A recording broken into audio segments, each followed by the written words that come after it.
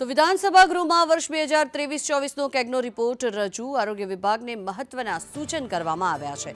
આરોગ્ય વિભાગની ખાલી જગ્યાઓ ભરવા માટે કેગનું સૂચન, એમડી અને ડોક્ટર્સ સાથે જ પેરામેડિકલની ખાલી જગ્યાઓ ભરવા માટે પણ સૂચન આપવામાં આવ્યા છે। સાથે જ કર્મચારીઓની આરોગ્ય સંભાળમાં સુવિધા કરવા માટે પણ સૂચન કરવામાં આવ્યા।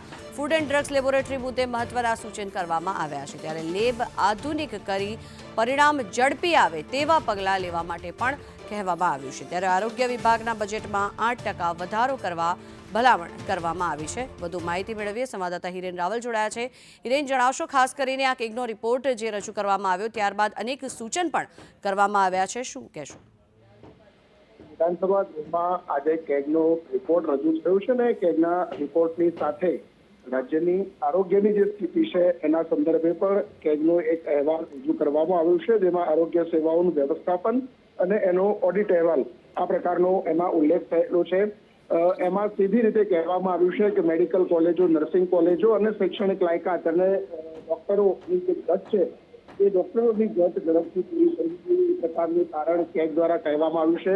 ફૂડ એન્ડ ડ્રગ્સ વિભાગની લેબોરેટરીઓ છે એને આધુનિક કરી અને ઝડપથી એના પરિણામો મળે એ પ્રકારની સૂચના આપવામાં આવી છે। આરોગ્ય વિભાગના બજેટમાં 8% સુધીનો વધારો કરવાની હજુ જરૂરિયાત છે એ પ્રકારે કેગે પણ પોતાના રિપોર્ટની અંદર ઉલ્લેખ કર્યો છે।